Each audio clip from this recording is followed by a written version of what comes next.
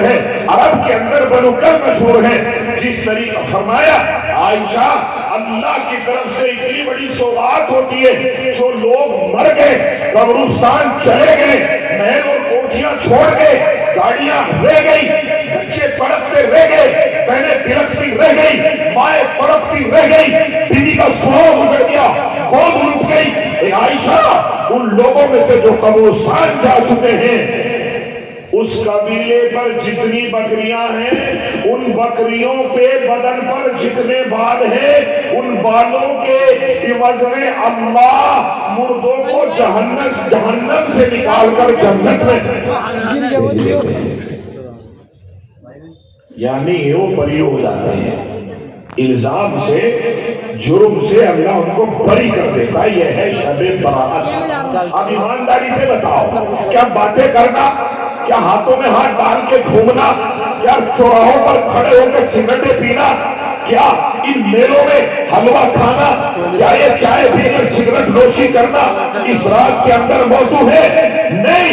اے نوجوانوں، میں کان کھول کے سن لو، اگر اس دین کو برباد کیا ہے تو ہم نے کیا ہے. آپ آر ایس ایس پر ٹھیکرا نہیں چھوڑ سکتے، ہندوؤں کو کوئی نئی الزام نہیں ٹھہرا سکتے.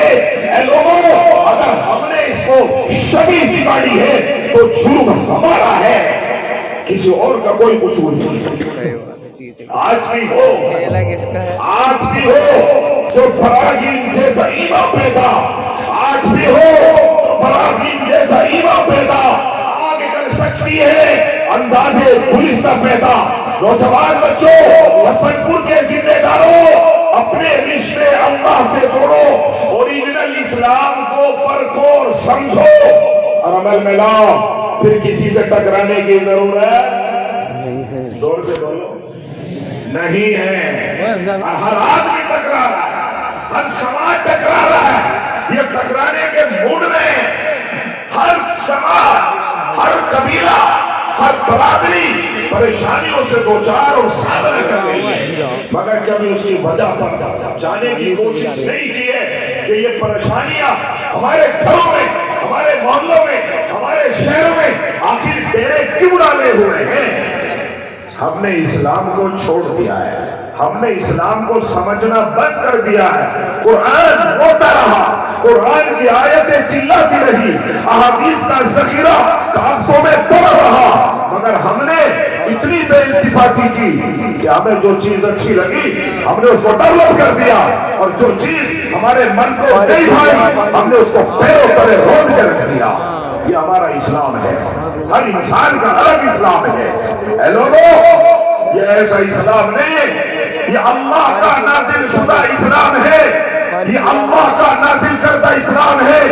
اس میں اثر ہے اس زہر سے زیادہ جس کو انسان کھا کے مر جاتا ہے، اس کی تاثیر ہے اس پانی سے زیادہ جس میں انسان ڈوب کے مر جاتا ہے.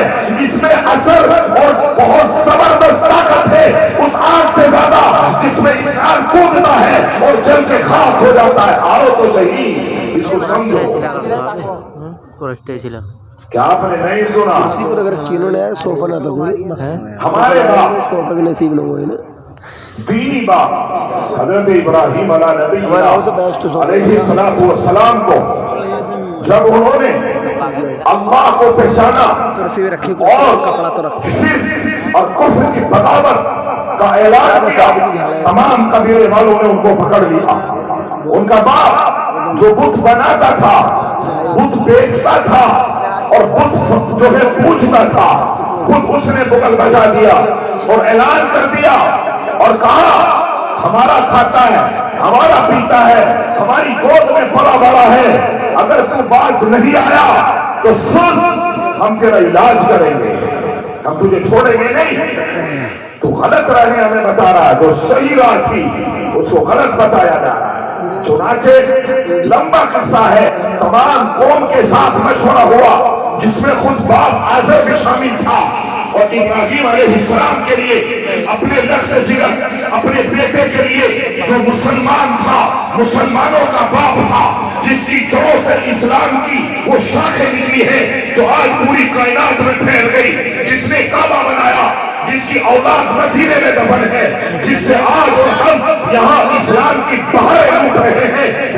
ابراہیم علی نبینا علیہ الصلوۃ والسلام کے لیے قبیلے والوں نے فیصلہ کر دیا کہ اس کو آگ میں ڈال دیا جائے اور جلا کے ختم کر دیا جائے.